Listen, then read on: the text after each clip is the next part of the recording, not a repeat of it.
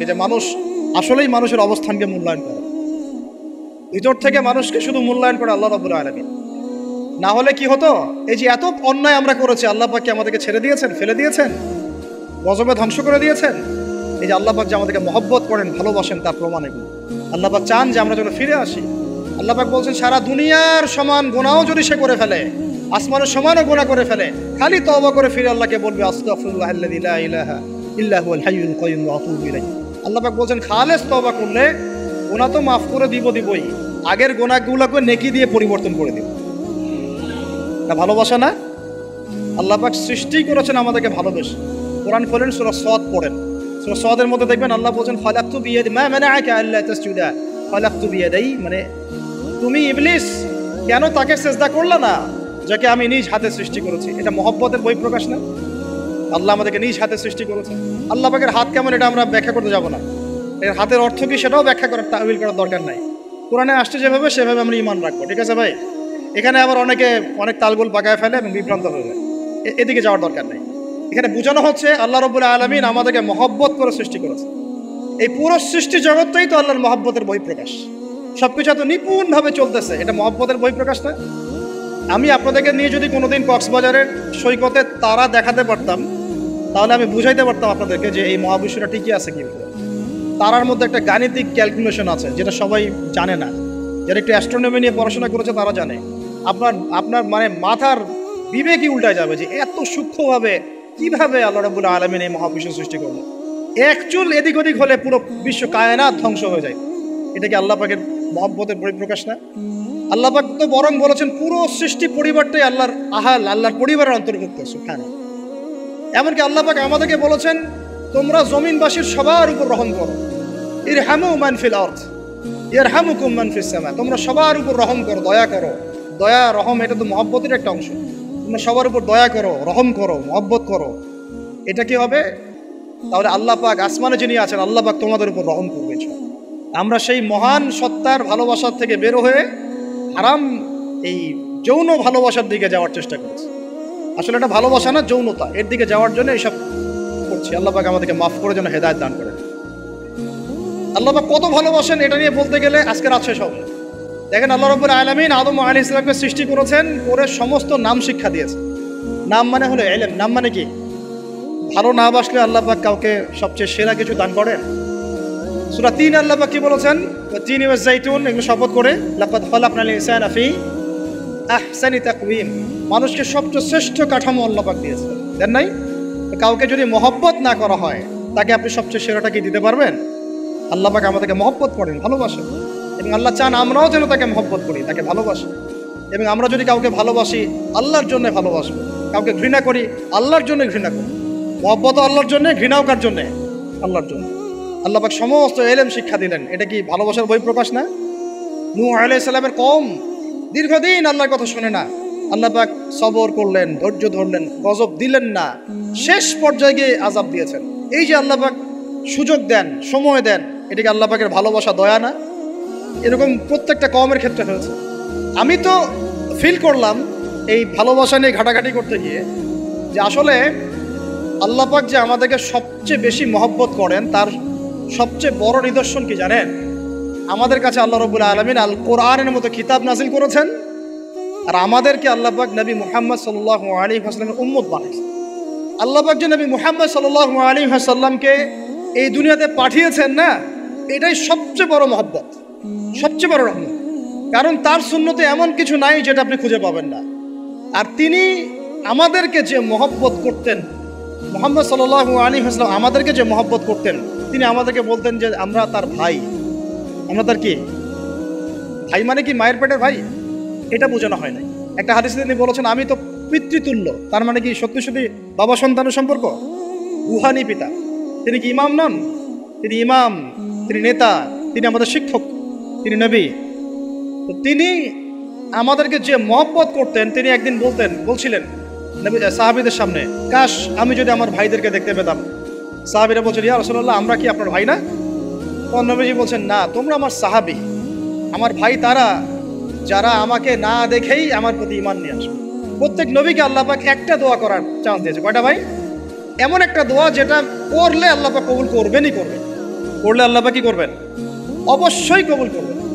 নবী সাল্লাল্লাহু আলাইহি ওয়াসাল্লাম বলছেন যে সমস্ত নবী এই দোয়াটা পৃথিবীতে করে ফেলেছে, আমি এই দোয়াটাকে মুলতবি রেখেছি যে কাল কিয়ামতের মাঠে আমি আমার উম্মতের জন্য সুপারিশ করবো ইনশাআল্লাহ।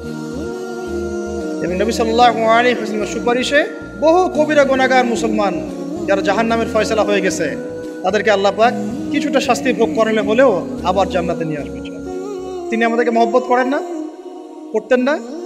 চিন্তা করেন তাহলে আমরা তার দিনকে কি মহব্বত করলাম, আমরা তার হুকুম হাকামের বিধিবিধান সুন্নতের কি মহব্বত করলাম, চিন্তা করেন।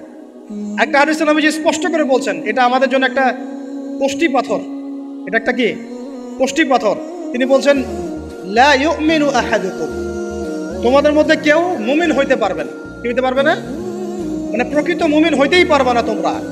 এ আমার উম্মত, তোমাদের মধ্যে কেউ প্রকৃত মুমিন হইতেই পারবে না যতক্ষণ না হাত্তা আকুনা আহাব্বা ইলাইহি মিন ওয়ালিদিহি ওয়ালাদিহি ওয়ান নাসি আজমাইন, যতক্ষণ না আমি মুহাম্মদ সাল্লাল্লাহু আলাইহি ওয়াসাল্লাম তোমাদের কাছে নিজের কি সন্তান, নিজের বাবা মা এবং সমস্ত মানব জাতির থেকে বেশি প্রিয় না হচ্ছে। হাদিসটা আবার বলি, নবীজি বলছেন কেউ ততক্ষণ পর্যন্ত প্রকৃত মুমিন হতে পারবে না যতক্ষণ না আমি মুহাম্মদ সাল্লাল্লাহু আলাইহি ওয়াসাল্লাম তার কাছে তার সন্তান, তার পিতা, এমনকি সমস্ত মানব জাতি থেকে বেশি প্রিয় না হচ্ছে। আমরা যারা আগামীকালকে এইটার প্রিপারেশন নিয়েছি, আসলে কি আমাদের কাছে নবী প্রিয় বেশি না আমাদের দুনিয়ার স্বার্থ বেশি প্রিয়?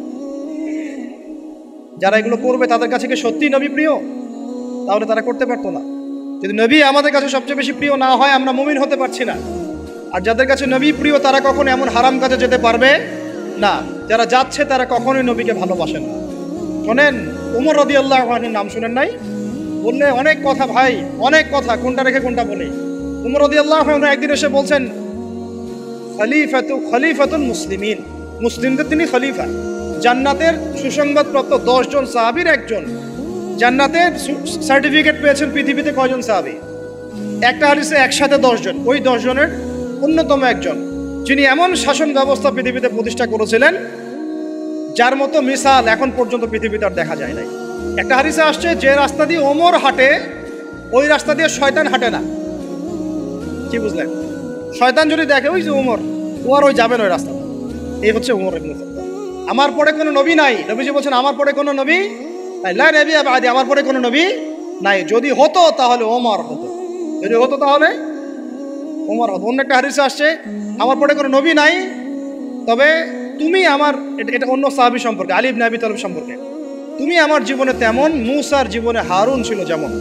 এটা হচ্ছে আলী ইবনে আবি তালিব।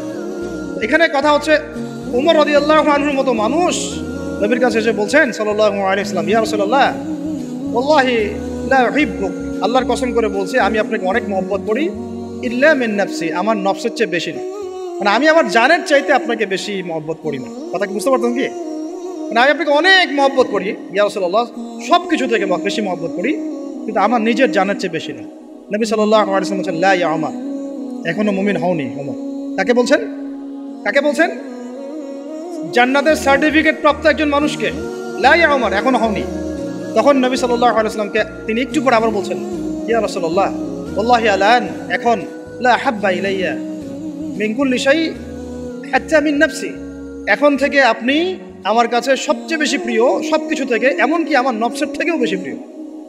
তখন নবীজি বলছেন আলান ইয়া ওমর, এখন ওমর, এখন তুমি মুমিন হলে।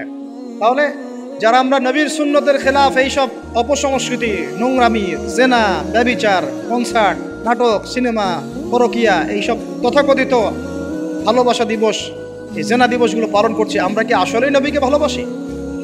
আমরা কি সত্যি আল্লাহকে ভালোবাসি? আল্লাহ পাক আমাদেরকে বোঝার তৌফিক দান করেন, জাহিলিয়াত থেকে ফিরে আসার তৌফিক দান করেন। এরকম প্রচুর ঘটনা। ভালোবাসা তো এগুলোর নাম। ভালোবাসা কাকে বলে জানেন? সাহাবীরা বাসায় যেতেন, আবার দৌড় দিয়ে আসতেন নবী সাল্লাল্লাহু আলাইহি ওয়াসাল্লামের চেহারাটা একটু দেখার জন্য। এটার নাম ভালোবাসা। আপনারা যদি উমরা করতে যান, হজ করতে যান, দেখবেন বারবার আপনার নবীর রওজায় গিয়ে সালাম দিতে মন চাইবে, এই আরেকবার দেখা করে আসি, আরেকটু দেখা করে আসি, আরেকবার সালাম দিয়ে আসি। ভালোবাসা, কোনো স্বার্থ আছে এখানে? নবী সাল্লাল্লাহু আলাইহি ওয়াসাল্লাম কি আমাদের কাছে কোনো স্বার্থ দাবি করেছেন? আল্লাহ করেছেন। এগুলো ভালোবাসা। এই ভালোবাসা হলো প্রকৃত ভালোবাসা। আর এগুলো যেটা চলছে এটা হচ্ছে যৌনতা। এগুলো কি চলছে? যৌনতা। ভালোবাসার নাম দিয়েছে এখন যৌনতা। এগুলো ভালোবাসা না, এগুলো পাশবিকতা, প্রবৃত্তির দাসত্ব। প্রবৃত্তি মানে মন যা চায় তাই করতে যাচ্ছে। আপনার মন চাইছে একটা মেয়ের সাথে রাত কাটাবেন, এটাকে আপনি ভালোবাসা নাম দিলেন, কিন্তু এটা হচ্ছে ভালোবাসা না, এটা কি প্রবৃত্তি, পশুত্ব, দাসত্ব, পশুত্বের দাসত্ব করছে। আল্লাহ পাক আমাদেরকে কথাগুলো বোঝার তৌফিক দান করুন। এরকম সাহাবীরা কত ত্যাগ করেছেন। তালহা রাদিয়াল্লাহু আনহুর নাম শোনেন না অনেকেই। নবী সাল্লাল্লাহু আলাইহি ওয়াসাল্লাম উহুদ যুদ্ধের দিন সংকটময় একটা অবস্থায় ছিলেন। তালহা রাদিয়াল্লাহু আনহু একা নবী সাল্লাল্লাহু আলাইহি ওয়াসাল্লামকে ঢাল হিসেবে পিঠ পেতে দিয়ে আসেন, উনার দিকে কোনো তীর যেন আসতে না পারে। শেষে দেখা গেল তার গায়ের মধ্যে 40 থেকে 50টা তরোয়ারের আঘাত আছে, তীরের খোঁচা আছে, বর্ষার খোঁচা আছে। এই অবস্থায় তিনি নবীকে কাঁধের মধ্যে নিয়ে উহুদ পাহাড়ে উঠেছেন নবীকে সেভ করার জন্য। ভালোবাসা এটা কি? কোন স্বার্থে? কিসের স্বার্থে? দুনিয়ার স্বার্থে? জান্নাতের স্বার্থে। একজন সাহাবী বাড়ি নির্মাণ করেছেন, তো নবী সাল্লাল্লাহু আলাইহি ওয়াসাল্লাম দেখে একটু খালি মানে হয় না, তুমি কে, কার বাড়ি এটা? বললেন আচ্ছা অমুক সাহাবীর বাড়ি। নবীজি একটু ভ্রু কুঞ্চিত করলেন, পছন্দ করলেন, কিছু মুখে বলেন নাই, মুখে কিছু বলেন নাই, খালি একটু অসন্তুষ্ট হয়েছেন, এক্সপ্রেশন দেখতে বোঝা যাচ্ছে। তখন ওই সাহাবীকে জানানো হলো, তোমার বাসার সামন দিয়ে তো আল্লাহর নবী সেদিন হেঁটে গেলেন, তারপরে আমার বাসা দেখে, তোমার বাসা দেখে আল্লাহ নবী সাল্লাল্লাহু আলাইহি ওয়াসাল্লাম অসন্তুষ্টি প্রকাশ করেছেন, মুখে কিছু বলেন নাই, এক্সপ্রেশন ছিল একটু অসন্তুষ্টি। 3 দিনের মধ্যে সেই বাড়ি ভেঙে গুড়িয়ে দিয়েছে। যেই বাসা দেখে আল্লাহ নবী সন্তুষ্ট হন না, আমি বাসা রাখবই না। ভালোবাসা কিসের জন্য? কার জন্য? কার স্বার্থে বলেন? আল্লাহর জন্য, জান্নাতের জন্য, আল্লাহর স্বার্থে, আল্লাহর জন্য। কতগুলো বলে শেষ করবো আপনাদেরকে। সাদ বিন আবি ওয়াক্কাস রাদিয়াল্লাহু আনহু উহুদ যুদ্ধের দিন এইরকম করে তীর নিক্ষেপ করছেন। আল্লাহ নবী বলছেন, ইয়া সাদ, হে সাদ, তীর ছোড়ো, তোমার জন্য আমার পিতামাতা কুরবান হোক। আশপাশে 9 জন ছিল, তার মধ্যে একজন করে শহীদ হতে শেষে 2 জন বেঁচে থাকলো, সাদ বিন আবি ওয়াক্কাস, তালহা বিন উবাইদুল্লাহ রাদিয়াল্লাহু আনহু। এগুলো তারা কেন করেছেন? ভালোবাসার জন্য। ভালোবাসা এগুলোর নাম। কতগুলো বললে শেষ করবো আপনাদেরকে, বলেন। নবী সাল্লাল্লাহু আলাইহি ওয়াসাল্লামের কাছে একজন সাহাবী আসেন ইসলাম কবুল করতে এসে হাতের মধ্যে কিছু বালা আংটি থাকে না, এগুলো ছিল, এগুলো খুলে ফেলে দিয়েছেন নবী সাল্লাল্লাহু আলাইহি ওয়াসাল্লাম, খুলে ফেলে দিয়েছে। তো একটা খুব দামি সোনার আংটি ছিল, ফেলে দেওয়ার পরে অনেকে বলছে তুমি তো এখন মুসলিম হয়েছো, ইসলাম কবুল করেছো, তো আচ্ছা ঠিক আছে, ওইটা না হয় নবীজি পড়তে নিষেধ করেছেন, তুমি ওইটা নিয়ে বিক্রি করে দাও, বিক্রি করে না হয় ওই টাকা দিয়ে অন্য কিছু করো। তুমি বলছেন কখনো না, আমার হাত থেকে আল্লাহ নবী খুলে একটা জিনিস ফেলে দিয়েছেন, আমি সেটা আবার নিতে যাবো? কিসের জন্য এগুলা? এটা ভালোবাসা, মহব্বত। আল্লাহ পাক এটাই কোরআনে বলছেন, কুল, আপনি হে নবী আপনি বলে দিন, ইন কুনতুম তুহিব্বুন আল্লাহ, তোমরা যদি আল্লাহকে মহব্বত করেই থাকো, আল্লাহকে সত্যিকার অর্থে ভালোবেসেই থাকো, ভালোবাসার দাবি করেই থাকো, ফাত্তাবিউনি, তাহলে নবীর আনুগত্য করো, ইউহিব্বুকুমুল্লাহ, তখন আল্লাহ তোমাদেরকে ভালোবাসবে।